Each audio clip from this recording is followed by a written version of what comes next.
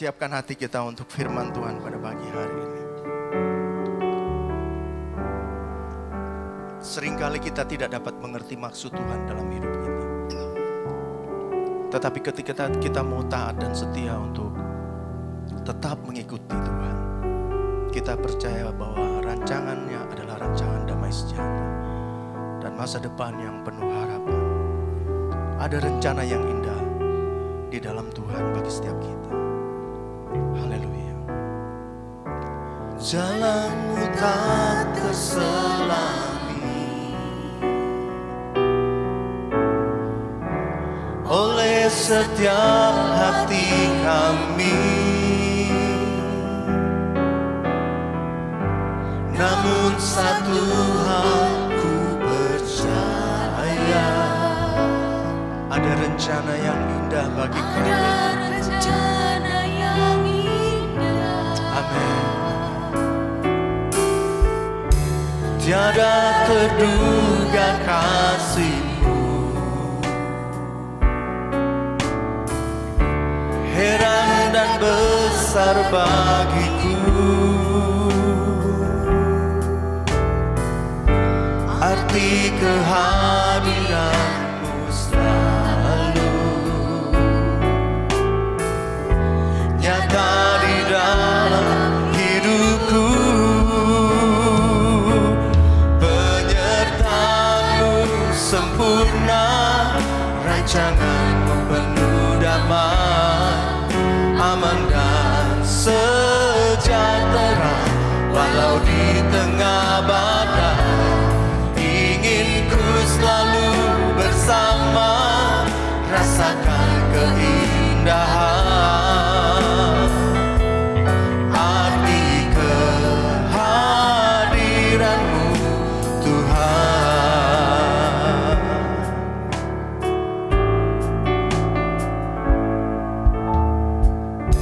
Jalan-Mu tak terselami oleh setiap hati kami, namun satu hal ku percaya. Amin. Ada rencana yang indah, tiada terduga kasih-Mu, heran dan besar bagiku. Arti kehadiran-Mu selalu nyata di dalam hidup. Mari sambil bangkit berdiri, naikkan pujian ini, katakan: penyertaan-Mu sempurna, rancangan-Mu penuh damai, aman dan sejahtera walau di tengah badai. Inginku selalu bersama, rasakan keindahan arti kehadiran-Mu Tuhan. Penyertaan-Mu sempurna, rancangan-Mu penuh damai, aman dan sejahtera walau di tengah badai. Inginku selalu bersama, rasakan keindahan arti kehadiran-Mu Tuhan. Haleluya, terima kasih Tuhan. Penyertaan-Mu sempurna, rancangan-Mu penuh damai, aman dan sejahtera walau di tengah badai.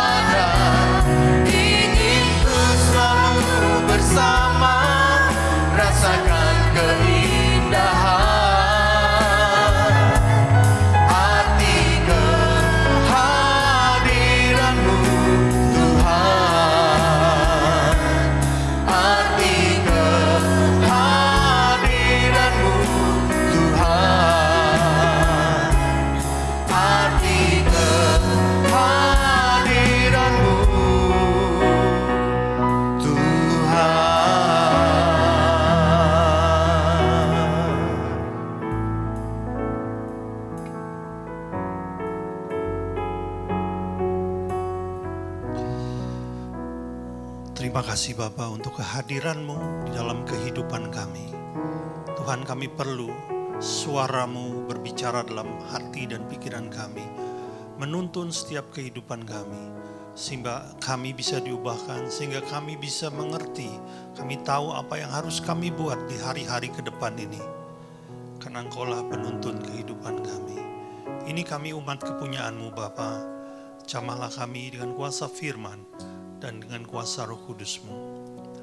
Segala kemuliaan hanya bagi-Mu. Sama-sama kita katakan amin. Silakan duduk Bapak Ibu. Shalom, selamat pagi. Ya, ini hari yang spesial buat kita. Ya, kenapa spesial? Ya, karena besok kita berangkat. GB Hope diberi kepercayaan oleh Tuhan untuk melayani di Sumba. Ada satu tim yang berangkat, total beranggotakan 12 orang. Tolong doakan saudara ya, supaya kita jadi alat Tuhan di Sumba. Kita berangkat pagi-pagi dari tempat ini jam 5:30 pagi. Kemungkinan tiba di Waingapu sore. Sore ya Pak Ham ya? Sore ya, oke. Kita diajak naik bis kayu Pak ya. Mudah-mudahan saya kuat. Tahu Anda bis kayu? Bis kayu itu truk saudara. Sampai di Tambolaka, dari Tambolaka naik truk sekitar 4 jam ke Waingapu. Jadi doakan kami ya. Saudaraku, Sumba ini sebetulnya lahan pelayanan dari Pak Ham. Pak Ham yang memberitakan Injil di sana. Sudah ada 26 desa yang mendengar berita tentang Kristus melalui pelayanan dari Pak Ham ini ya. Luar biasa. Dan beliau sudah melayani cukup lama, lebih dari 10 tahun pulang pergi ke Sumba. Pak Ham dan istri ini sudah memberkati 26 desa secara luar biasa. Tapi kita harus mengerti satu hal, saudara. Karena Sumba itu luas. Dan sepasang suami istri ini tidak mungkin terus-menerus pulang pergi ke Sumba. Ada saatnya mereka, orang-orang yang sudah mengenal Kristus melalui Pak Ham ini, dimuridkan. Mereka bisa berbuah sendiri. Mereka bisa memberitakan Injil sendiri. Itu yang kami rindukan. Oleh karena itu, hal yang kami buat di sana adalah melatih mereka. Ada sekitar 40 hamba Tuhan yang akan dilatih supaya mereka bisa menginjil, memuridkan, memenangkan jiwa. Dan di hari keempat kita akan mengadakan KKR, kesembuhan. Saya harap pada KKR itu ada sebanyak mungkin orang yang belum percaya hadir. Halo, biar mereka bisa mengenal Yesus ya. Jadi sebenarnya ini diawali oleh Pak Ham yang sudah ke sana. Nah, satu kali saya sempat merenungkan karena saya kenal beliau ini sudah agak cukup lama. Saudara kan pernah mendengar khotbahnya Pak Ham di sini ya. Ada beberapa kali beliau khotbah. Dan mungkin dari saudara ada kesulitan ya kalau mendengar dialeknya atau cara dia mengatakan bahasa Indonesia. Kadang-kadang saya juga kesulitan gitu ya. Jadi, tapi justru itu saya bingung. Orang yang sebetulnya berusaha untuk bisa bicara bahasa Indonesia sebaik mungkin, bukan orang Indonesia, tapi dipakai Tuhan di Sumba. Tempat yang jauh, bahkan tempat yang dia layani adalah tempat-tempat yang terpencil. Banyak dari tempat-tempat itu tidak ada listrik, saudara. Ya. Tidak ada sinyal internet. Jadi Anda nggak mungkin bisa pakai HP di sana. Yang saya renungkan adalah kenapa Tuhan pakai orang Korea untuk ke Sumba. Saudara pernah nggak renungkan hal itu? Dan ketika saya merenungkan hal ini, Roh Kudus itu memberikan sebuah pencerahan dalam hati saya. Jawabnya sangat sederhana. Karena dia yang mau meresponi panggilan itu. Bukan karena dia dipilih Tuhan, saudara. Tapi dia mau meresponi panggilan itu, saudara. Coba tangkap hal ini, bahwa Tuhan memilih seseorang itu atas dasar respon hatinya. Bukan karena dia dipandang khusus lalu seperti apa ya Tuhan memilih seperti apa. Enggak saudara. Tapi seseorang dipilih Tuhan karena respon hatinya. Satu kali Tuhan berbicara kepada seorang nabi dalam perjanjian lama yang bernama Nabi Samuel, bahwa Tuhan sudah menolak Saul menjadi raja atas Israel. Dikatakan Tuhan sudah memilih yang lain. Oleh karenanya Nabi Samuel diperintahkan pergi untuk mengurapi pengganti Saul. Ketika dia pergi, Samuel belum tahu siapa orang pilihan Tuhan. Belum tahu loh. Dia cuma pergi mentaati perintah Tuhan sambil mengisi tabung tanduknya dengan minyak urapan. Lalu dia mendatangi sebuah kota, bertamu, menginap di rumah seorang keluarga Isai yang punya beberapa orang anak. Dan ketika pada saatnya tiba, dia melihat anak-anak Isai, dilihatnya ada seorang anak, seorang pemuda yang gagah perkasa, fisiknya luar biasa, penampilannya juga luar biasa. Bukan hanya itu, dia adalah seorang tentara perang. Pasti punya mental yang luar biasa. Dan ketika Samuel melihat orang ini yang bernama Eliab, Samuel berniat mengurapi, ini pasti orang yang dipilih Allah untuk menggantikan Saul.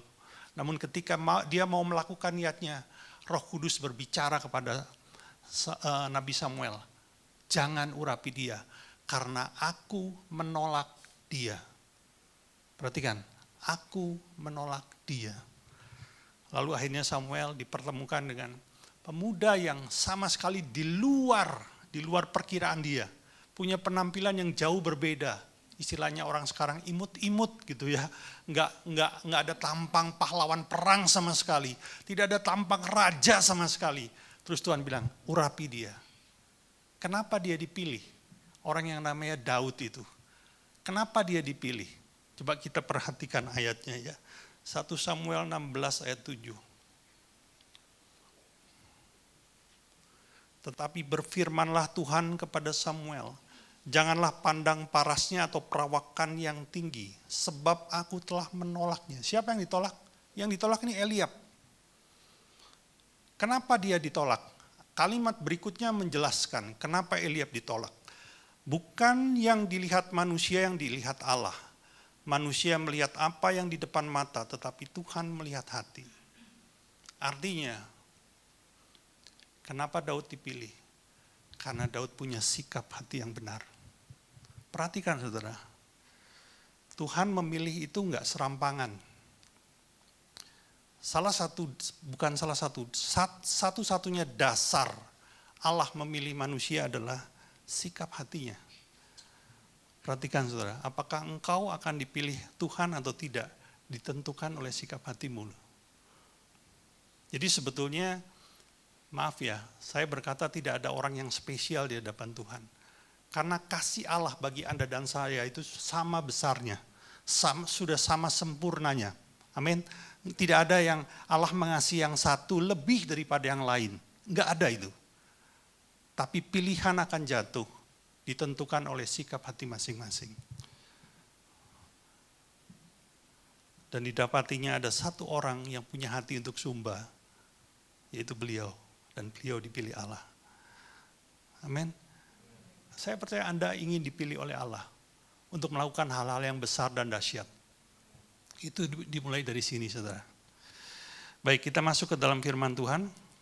Saya mau ngajak kita untuk melihat di Yakobus 2, mulai dari ayat 17.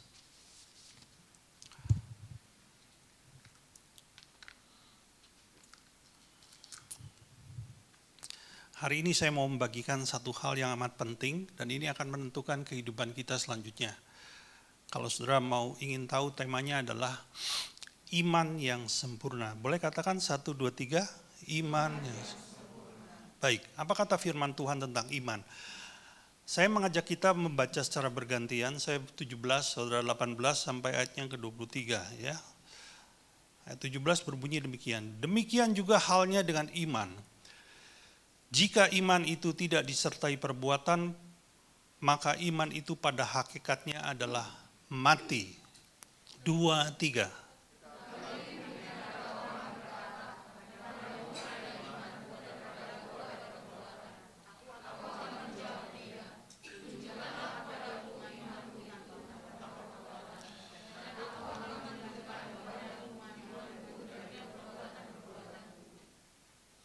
Engkau percaya bahwa hanya ada satu Allah saja, itu baik. Tetapi setan-setan pun juga percaya akan hal itu. Dan mereka gemetar.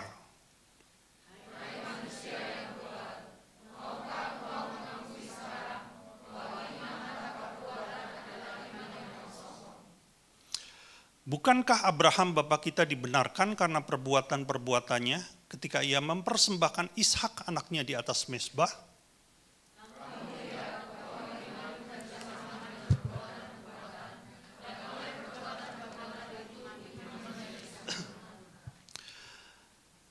Dengan jalan demikian, genaplah nas yang mengatakan, lalu percayalah Abraham kepada Allah, maka Allah memperhitungkan hal itu kepadanya sebagai kebenaran. Karena itu Abraham disebut sahabat Allah. Firman yang barusan kita baca, itu mengatakan ada iman yang mati, ada iman yang kosong. Ya, tapi juga ada iman yang sempurna. Kalau saya mau sederhanakan dari sekumpulan ayat yang barusan kita baca, intinya sebenarnya satu kalimat saja. Iman tanpa perbuatan itu mati. Iman tanpa perbuatan itu kosong. Atau dalam bahasa yang lebih mudah dimengerti, iman tanpa perbuatan itu tidak berguna. Saudara, satu kali ada seseorang yang memberkati saya, air conditioner AC ini, ya, yang rencananya akan diletakkan di kamar saya. Ternyata yang bersangkutan itu memberkati dengan sebuah AC yang berbeda dari umumnya. Ya, saya juga baru mengerti ternyata air conditioner atau AC itu sekarang itu banyak fitur atau banyak fasilitasnya gitu ya. Jadi dia punya kelebihan-kelebihan, enggak sekedar mendinginkan ruangan. Saudara tahu kalau ruangan ini enggak didinginkan oleh AC, itu panasnya bisa sampai 27 bahkan 28 derajat Celcius. Bayangkan kalau ada di sini dengan panas segitu, 5 menit Anda udah keringetan semua. Tapi karena didinginkan oleh AC ini, ya kira-kira kekuatannya semua sekitar 5 PK, itu ruangan tuh, saudara di belakang itu saya letakkan termometer, sekarang suhunya 23 derajat. Anda nyaman ada di sini, amin. Tapi ternyata AC yang diberikan kepada saya itu AC yang berbeda, saudara. Karena AC itu bukan saja berfungsi mendinginkan ruangan, di situ ada kemampuan menghilangkan jamur yang ada dalam udara. Bahkan di situ ada kemampuan membunuh virus. Karena ini kan zaman COVID ya. Jadi ternyata di dalamnya itu ada alat yang bisa mematikan virus kalau tersedot ke situ. Bahkan lebih daripada itu, AC-nya senyap. Ya, jadi nggak berisik gitu. Kan kalau kita tidur berisik, nggak enak juga ya. AC-nya senyap, saudara. Jadi betul-betul AC yang diberikan itu AC yang bagus. Ya, dan saya menikmati, udah saya pasang, saudara ya. Saya pasang, saya menikmati sekali, saya bisa istirahat dengan baik. Tapi satu kali, saudara, ketika saya sedang tidur, kok tiba-tiba suasananya panas. Kok dinginnya hilang gitu. Dan saya perhatikan, AC saya lampunya nggak nyala. Dan saya baru mengerti itu terjadi karena PLN mati. Listriknya mati, saudara. Ya, saudara tangkap satu hal. Sebagus apapun AC itu, akhirnya menjadi tidak ada gunanya ketika tidak ada listrik. Amin. Saudara tahu, sebagus apapun imanmu dibangun dari segala doktrin, segala teori, atau segala pelajaran Alkitab yang kau terima, ketika imanmu itu tidak disertai perbuatan, itu sama dengan iman yang mati, tidak berguna, tidak ada artinya sama sekali.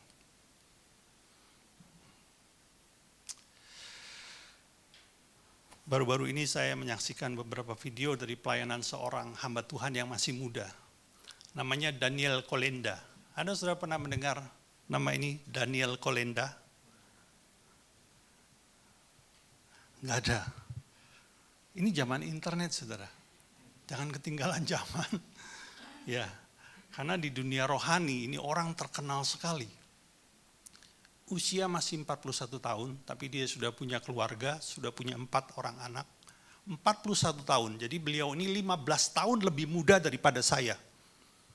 Tapi beliau sudah melayani di 80 negara. Dan oleh pelayanannya, 22 juta jiwa orang yang belum percaya menjadi orang percaya. Luar biasa. Nah, kebetulan saya ada rekam satu videonya ketika dia melayani di sebuah negara yang sangat miskin di Afrika. Ya, coba dipersiapkan dulu aja ya. Judulnya Daniel Kolenda. Nah, ketika dia melayani lucu saudara. Dia menyewa sebuah lapangan sepak bola yang besar sekali. Tapi lapangan itu ya agak terbuka begitu ya, tidak tertutup penuh, terbuka begitu. Dan ketika satu hari sebelum, karena itu kan lapangannya terbuka, orang bisa keluar masuk seenaknya saja.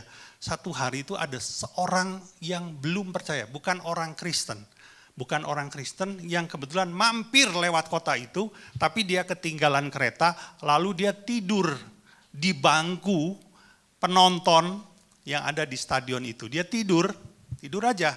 Dia nggak tahu bahwa besoknya di tempat itu akan ada KKR yang dipimpin oleh Daniel Kolenda. Dan orang ini tuli saudara, tuli, betul-betul tuli. Haleluya, kita lihat ya, boleh? Nggak usah dimatikan, nggak apa, ini terang kok. My father and my mother, they all are Muslim. I was born a Muslim.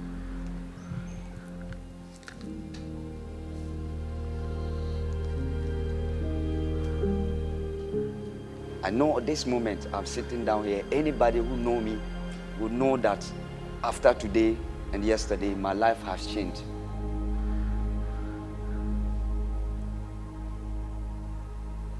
A lot of things yesterday happened to me. I was deaf. Before somebody calling me to give me something, I have to hit me. I can't hear. I spent a lot of money because of medicine for this, my ears.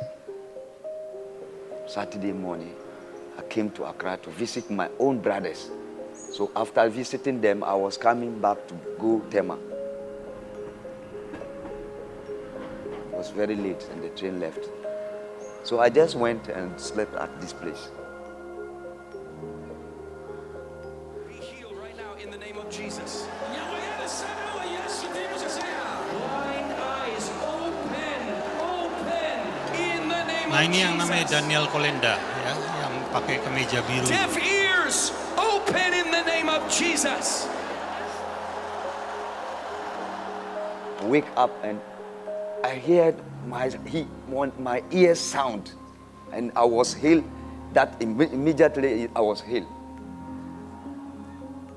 I went to the people. I said, "No, let me testify this. I was deaf. My name is Mohammed. I have a problem for my ears for almost 2 years. When you speak, I don't understand. I can't hear very well. So I have this problem for 2 years. So I'm not even trying to come here. I came from Tema. I came to Kanisin. By going to take a train, I make late. So I say, let me come to the Independence Square. You see, I came to Independence Square. I was sitting down here, just here. I did not even pray. I did not do anything. So I wake up and I can hear, and the ears was telling me I can hear. People who know me can testify that I am very happy. I think Jesus is a God. He understands me. Ya, terima kasih. Dia itu sampai gemetar, saudara. Ada satu hal yang sulit dikatakan oleh orang-orang seperti Muhammad ini, yaitu mengatakan siapa? Yesus adalah Allah. Itu sulit bagi mereka, karena mereka meyakini Yesus adalah manusia, bukan Allah. Tapi karena hal yang dialami dia bilang, Yesus adalah Allah. Itu adalah satu dari sekian ribu mujizat yang terjadi melalui pelayanan dari seorang muda yang bernama Daniel Kolenda. Saya rindu orang-orang muda di sini melakukan hal yang sama. Haleluya. Ya. Nah, satu kali Daniel Kolenda ini mengadakan seminar yang dihadiri oleh para hamba-hamba Tuhan, para pendeta, para penginjil. Dan dia diminta berbicara untuk memberikan tuntunan, memberikan training gitu ya. Nah, selesai training, ada seorang penginjil yang usianya mirip-mirip 40 tahunan gitu, mendatangi dia dan bertanya satu hal begini. Aku sudah melayani Tuhan cukup lama, tapi kenapa engkau sudah membangkitkan banyak orang mati, sementara aku tidak pernah mengalami hal yang serupa? Itu yang dia tanyakan. Kenapa itu bisa terjadi? Dan kenapa engkau bisa mengalaminya? Daniel Kolenda ini hanya memberi 2 pertanyaan, dan itu membongkar segala sesuatunya. Pertanyaan pertama dia bilang begini, apakah engkau yakin Roh Kudus sudah ada di dalam dirimu? Kalau saya lemparkan pertanyaan ini kepada saudara, apakah engkau yakin Roh Kudus sudah ada dalam dirimu? Apa jawabmu?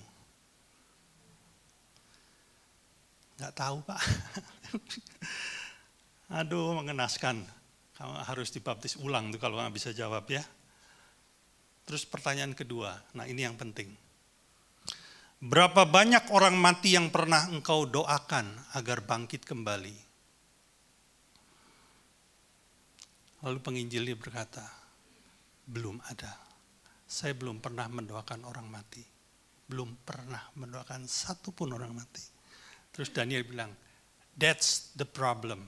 Itulah masalahnya. Ketika engkau tidak pernah mendoakan orang mati, engkau tidak akan pernah melihat kebangkitan. Ketika engkau tidak pernah menumpahkan tanganmu atas orang tuli, engkau tidak pernah akan mendengar orang tuli bisa mendengar. Ketika engkau tidak pernah mengusir setan, maka engkau tidak pernah melihat mujizat kelepasan. Ketika engkau tidak pernah memberitakan Injil kepada yang belum percaya, maka engkau tidak pernah akan melihat orang berdosa diselamatkan. Saudara mengerti maksudnya apa? Penginjil ini mengimani dia sudah dipenuhi Roh Kudus. Saudara tahu apa kata Kisah Para Rasul 1 ayat 8? Kalau Roh itu turun atas kamu, maka kuasanya ada padamu. Betul? Kalau nggak percaya nanti dilihat di rumah deh ya. Tapi dia tidak mengerjakan bagiannya. Apa itu? Menyatakan kuasanya. Saudara, iman tanpa tindakan tidak akan menghasilkan apa-apa loh. Alkitab mengatakan itu sama dengan iman yang mati. Sama dengan iman yang tidak ada gunanya. Karena iman itu menjadi sempurna ketika disertai dengan perbuatan. Dalam bahasa aslinya iman itu menjadi lengkap, menjadi komplit ketika apa? Disertai dengan perbuatan. Bukan saja lengkap, bukan saja sempurna. Ketika iman itu disertai dengan perbuatan. Selanjutnya yang terjadi adalah mujizat yang dahsyat. Amin. Itu yang terjadi saudaraku. Satu ketika datang sebuah firman kepada Abram. Namanya masih Abram, belum Abraham. Ya, firmannya apa? Coba kita lihat Kejadian 12 ayat 1. Berfirmanlah Tuhan kepada Abram, pergilah dari negerimu dan dari sanak saudaramu dan dari rumah bapamu ini ke negeri yang akan kutunjukkan kepadamu. Ayat 2, perhatikan. Aku akan membuat engkau menjadi bangsa yang besar. 2, memberkati engkau serta membuat namamu masyhur. 3, engkau akan menjadi berkat. 4, aku akan memberkati orang-orang yang memberkati engkau dan mengutuk orang-orang yang mengutuk engkau. 5, dan olehmu semua kaum di muka bumi akan mendapat berkat. Itu dahsyat enggak saudara? Itu janji yang luar biasa.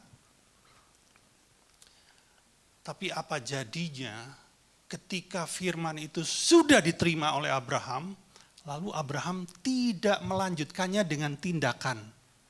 Tidak berbuat sesuai dengan perintah firman itu. Itu janji itu semua enggak akan terjadi saudara. Betul enggak? Tapi ayat 14 ini luar biasa. Dikatakan apa? Ayat 14. Halo, macet sedikit? Ya. Sesudah Abraham ke Mesir, ayat 14. Ayat 4, sorry. Kejadian 12 ayat 4, sorry. Lalu pergilah Abraham seperti yang difirmankan Tuhan. Abraham tidak hanya punya iman, tapi dia melengkapi imannya dengan perbuatan, saudaraku. Haleluya. Orang dunia berkata Abraham itu apa? Spekulator, risk taker. Abraham itu sedang berspekulasi.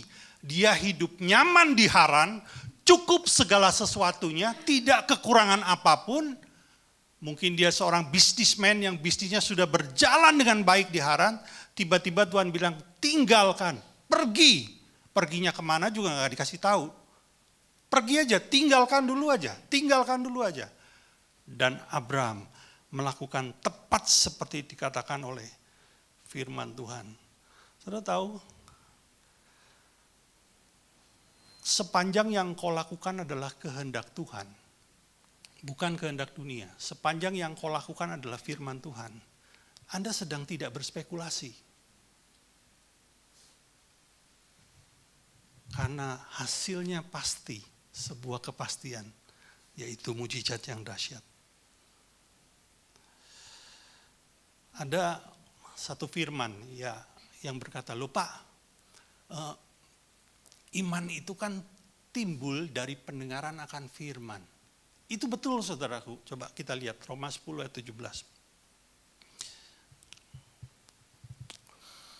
Jadi iman timbul dari pendengaran dan pendengaran oleh firman Kristus. Ini benar saudaraku. Ini benar. Tapi perhatikan, ini belum lengkap. Ini belum sempurna. Ketika firman yang kau dengar itu lantas direalisasikan dengan sebuah tindakan, dengan sebuah perbuatan, di titik itu iman itu jadi lengkap. Di titik itu iman itu jadi sempurna, saudaraku. Kalau saya boleh bagi, ya ini kriteria saya, orang Kristen itu cuma 2 kelompok. Satu adalah orang Kristen yang menerima firman, tapi tidak melakukannya. Kelompok kedua, orang Kristen yang menerima firman, lalu melakukannya. Dan kita melihat, akhirnya yang menerima janji Allah yang mana? Yang kedua, saudaraku. Betul nggak? Ada banyak orang mengerti firman Tuhan, hafal firman. Mungkin dia sekolah teologi di 5 sekolah teologi mungkin ya, sampai S1, S2, S3 sampai S6 kali ya. Tapi sebatas itu hanya sebatas ilmu atau teori, tidak dihidupi, tidak dikerjakan. Nothing saudara, itu bukan apa-apa. Satu ketika ada seorang ayah yang baru saja dikaruniai seorang anak. Ayah ini bernama Lodwig, ya ini agak lama, kisah yang agak lama. Namanya Lodwig, dari namanya mungkin kita bisa menangkap, ini orang berbau Jerman gitu ya, Lodwig. Ya. Tapi dia seorang hamba Tuhan yang luar biasa, saudara. Dan ketika istrinya melahirkan, pada masa itu ada sesuatu yang aneh, saudara. Karena besar kepala dari sang anak ini akhirnya dinamai Paul ya, atau dalam bahasa Indonesianya Paulus. Besar kepalanya itu 2 kali dari besar anak normal. Jadi kepalanya itu besar saudara ya. Dokter lebih mengerti kenapa ini bisa terjadi ya. Dan ketika dilakukan penelitian pemeriksaan dengan secara ketat gitu, bukan saja itu, didapati bahwa perkembangan otaknya itu juga terganggu. Jadi kalau orang bilang sekarang ini idiot gitu ya, udah kepalanya melebihi ukuran normal, ternyata otaknya terganggu. Dan itu mengakibatkan banyak gangguan di tubuhnya. Dokternya bilang begini, ini anak banyak gangguan. Secara medis nggak mungkin sembuh. Bahkan saya perkirakan usianya mungkin tidak akan mencapai usia 5 tahun. Karena terlalu berat ya. Tapi dengan dia meninggal muda, itu sebetulnya sebuah berkat bagi Anda. Kenapa demikian? Kalau anak ini bisa survive, bisa terus hidup sampai usia puluhan tahun, dia akan hidup tanpa kemampuan apa-apa. Dia tidak bisa makan sendiri, tidak bisa mandi sendiri, bahkan untuk bicara pun dia akan kesulitan. Dan akibatnya engkau harus ngurus anak ini seumur hidup dia. Jadi kalau anak ini meninggal dalam usia muda, itu berkat buat Anda. Anak ini dibawa pulang oleh ayah ibunya, dan seperti yang dikatakan dokter itu, nggak sampai umur 5 tahun, saudara. Ketika sang anak berusia 2 tahun, satu kali anak ini sakit dan makin hari makin berat, sampai pada satu titik itu demamnya tinggi sekali, dan malamnya meninggal, saudara. Usia 2 tahun. Dalam kondisi kepala ini masih melembung, masih gede gitu, saudara. Tapi apa yang dibuat Lodewijk? Hamba Tuhan itu berkata kepada istrinya, biarkan dia di kamar ini, dan jangan pindahkan kemana-mana. Sebelum aku keluar dari kamar, Lodewijk masuk ke dalam kamar, dan kita tahu dia sedang berdoa. Sampai kira-kira 1-2 jam kemudian dia keluar, dengan muka berseri-seri, lalu dia tumpangkan tangannya atas anak. Anak yang sudah mati loh. Sudah nggak ada detak jantung, sudah dingin. Dan tiba-tiba anak itu bernafas kembali sambil berkata, "Mom, I'm hungry. Aku lapar, Mama." Mamanya terkejut. Dan hal yang berikutnya, mereka nggak sadar, ternyata kepala anaknya itu udah mengecil ke ukuran normal. Mengecil, luar biasa. Dan setelah itu, anak ini bahkan tumbuh besar. Dan akhirnya menjadi salah seorang penginjil yang luar biasa. Si Paul ini betul-betul sembuh, bukan sembuh dari penyakit, bahkan kembali normal. 10 tahun kemudian, maksudnya setelah dia sembuh, 10 tahun setelah dia dewasa, dia menikah, dia punya anak 10. Si Paul ini membuktikan bahwa dia itu betul-betul sembuh. Dia punya anak 10. Dan tahukah saudara, Daniel Kolenda adalah cicit dari Paul ini. Tahu nggak firman apa yang diterima? Waktu dia masuk berseru kepada surga, datang firman kepadanya, tumpangkan tanganmu atas anakmu. Cuma itu aja. Tapi dia tidak hanya membiarkan firman itu hanya sebatas iman, tapi dia kerjakan. Dia sertai dengan perbuatan. Dan ketika iman itu disertai dengan perbuatan, mujizat dahsyat yang terjadi. Haleluya. Saudara, saya percaya Anda di sini ini sudah dengar banyak firman. Dan oleh karena itu, saya percaya di dalam hatimu sudah ada iman. Betul? Tapi kalau engkau ingin melihat iman itu menghasilkan sesuatu yang dahsyat, kau harus kerjakan iman itu. Kau harus sertai iman itu dengan perbuatan. Dan ketika engkau melakukan hal itu, perubahan yang dahsyat akan terjadi dalam hidupmu. So simple, so simple. Ya. Saya ingat ketika tahun 2010, saya masih punya bisnis, masih punya sesuatu yang memberikan saya kenyamanan, penghasilan yang cukup baik. Datang firman, tutup, tinggalkan kota ini, pergi ke Malang. Itu bisa jadi hanya sebatas iman. Tapi saya memilih untuk menyertai iman itu dengan perbuatan. Dan inilah hasilnya 12 tahun kemudian. Saya melihat buah kehidupan yang jauh lebih lebat dibanding ketika saya masih punya bisnis. Pilihannya ada di tangan kita. Apakah kau mau dipilih Tuhan? Itu dari respon hatimu. Apakah kau melihat bagaimana firman berubah menjadi sesuatu yang dahsyat? Itu harus disertai dengan perbuatan. Amin, saudaraku. Ya. Itu pesan hari ini, Kunci C. Tadi saya mengajak saudara untuk nyanyikan lagu yang tadi ya. Dengan lembut saja. Hosana, Hosana, Hosana bagi Raja. Hosana, Hosana, Maha tinggi Hosana.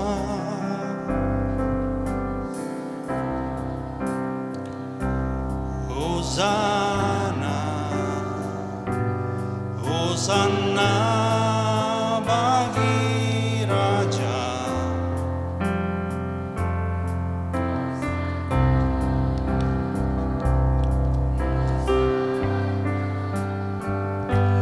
Maha tinggi. Sambil bangkit berdiri, Hosana, Hosana, yes Lord.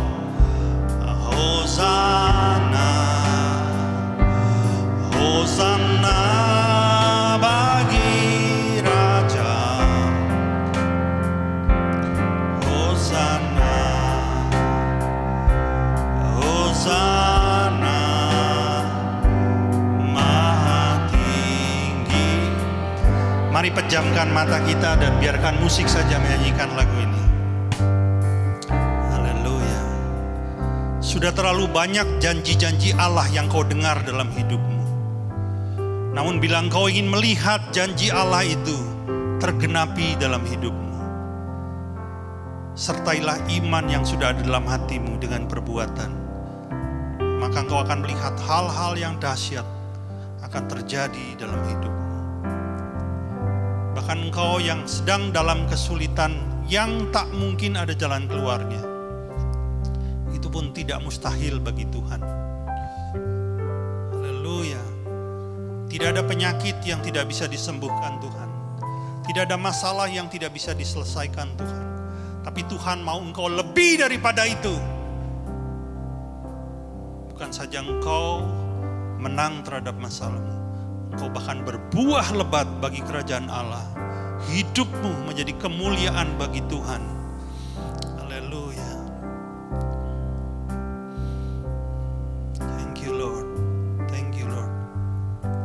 Bapa, kami bersyukur buat firman-Mu. Kiranya firman ini Kau tanam dalam hati kami. Oleh karya Roh Kudus, firman ini bertumbuh, berbuah lebat dalam kehidupan kami. Kami menjadi pelaku-pelaku mujizat yang dahsyat di muka bumi ini. Terima kasih Bapa, terima kasih. Hosana, Hosana, Hosana bagi Raja. Hosana,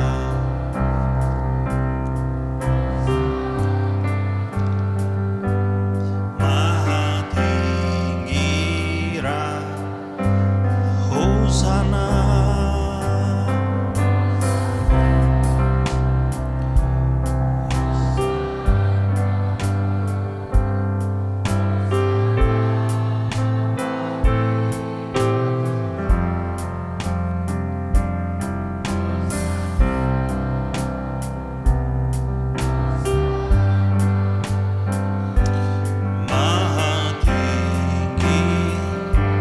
Biar musik saja.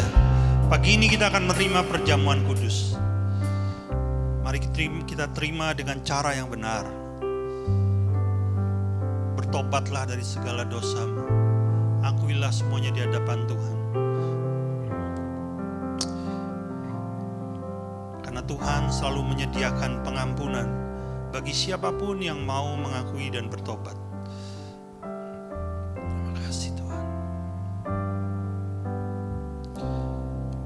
Saya persilakan para hamba Tuhan membagikan anggur dan roti.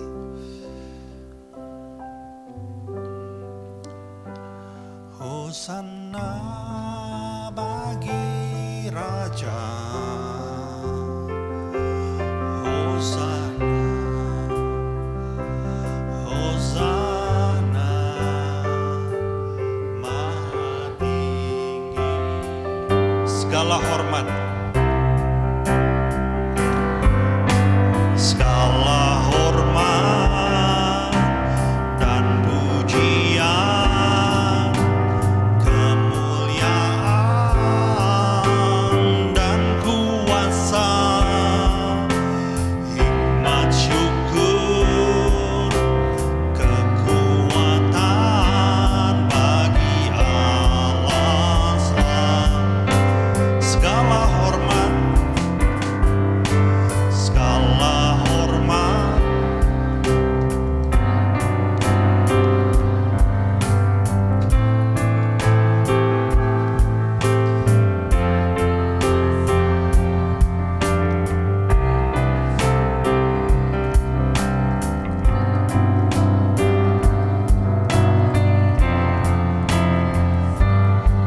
Hosana.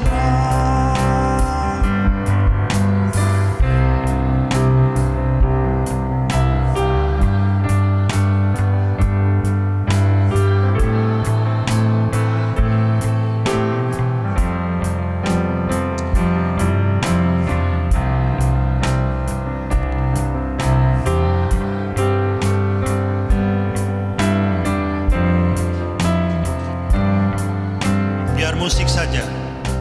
Haleluya. Mari kita angkat di atas roti di atas kepala kita. Kasih Tuhan. Sebab apa yang telah kuteruskan kepadamu telah aku terima dari Tuhan, yaitu bahwa Tuhan Yesus pada malam waktu ia diserahkan mengambil roti dan sudah itu ia mengucap syukur atasnya. Ia memecah-mecahnya dan berkata, inilah tubuhku yang diserahkan bagi kamu. Perbuatlah ini menjadi peringatan akan aku. Jemaat yang dikasihi Tuhan, bukankah roti yang kita pecah-pecahkan ini adalah persekutuan kita dengan tubuh Kristus? Mari kita makan dalam namanya.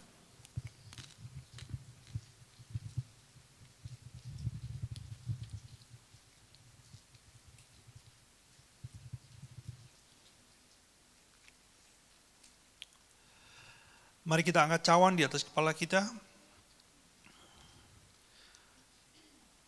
Demikian juga ia mengambil cawan sudah makan lalu berkata, cawan ini adalah cawan perjanjian baru yang dimeteraikan oleh darahku. Perbuatlah ini setiap kali engkau meminumnya menjadi peringatan akan aku.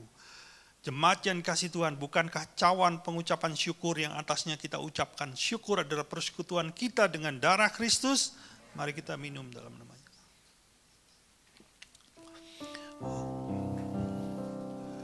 Hosana, Hosana bagi Raja.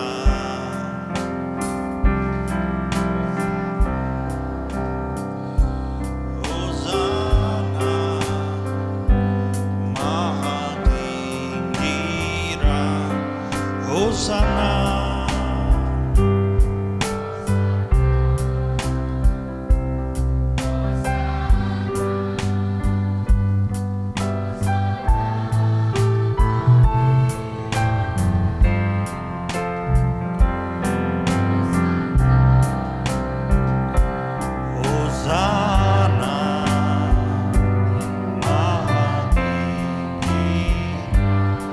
Maha tinggi Rajaku, Maha tinggi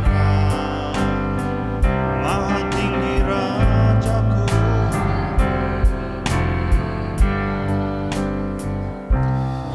Bapa, kami bersyukur untuk firman, untuk perjamuan kudus yang boleh kami terima hari ini. Segala pujian, hormat, dan kemuliaan hanya bagimu. Di dalam nama Yesus Kristus, sama-sama kita katakan amin. Silakan duduk Bapak Ibu, kita akan mendengarkan pengumuman. Shalom, selamat pagi semuanya. Saya akan bacakan beberapa pengumuman. Bagi yang ingin mengikuti ibadah seperti hari ini, harap mendaftar melalui grup Telegram ya.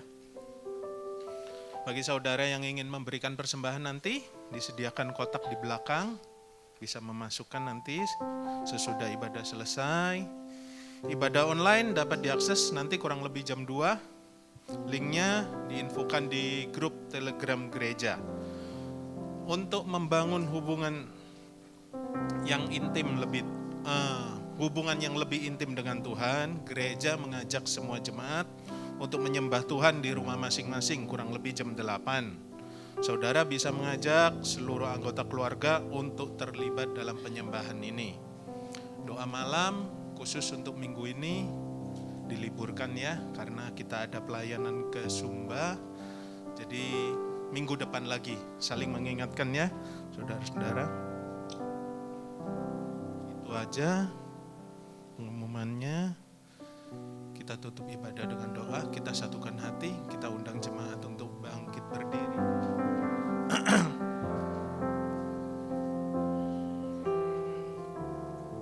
Haleluya. Terima kasih Bapa. Terima kasih untuk semua kebaikan-Mu dalam hidup kami. Terima kasih Bapa masih beri kami waktu untuk memuji nama-Mu, menyembah-Mu, beribadah. Terima kasih ya Tuhan. Terima kasih juga untuk firman yang sudah Bapa sampaikan.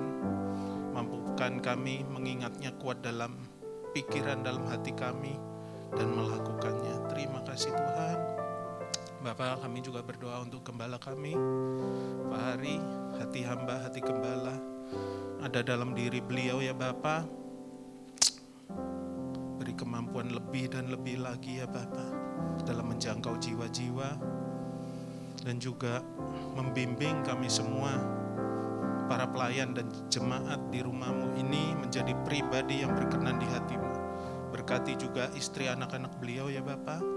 Kami juga berdoa untuk para pelayan yang bertugas hari ini, murnikan hati kami dalam kami melayani. Kami juga berdoa untuk para jemaat yang turut beribadah bersama kami. Beri kami hati dan juga kemampuan untuk terlibat dalam pekerjaan-Mu ini ya Bapa. Terima kasih ya Tuhan, berkati juga seluruh keluarga kami, pendidikan anak-anak kami, dan pekerjaan kami. Kami juga berdoa untuk pemimpin kami Pak Jokowi. Hikmat-Mu adalah dalam diri beliau ya Bapa. Apapun keputusan yang beliau ambil, semuanya untuk kebaikan negeri kami yang tercinta ini.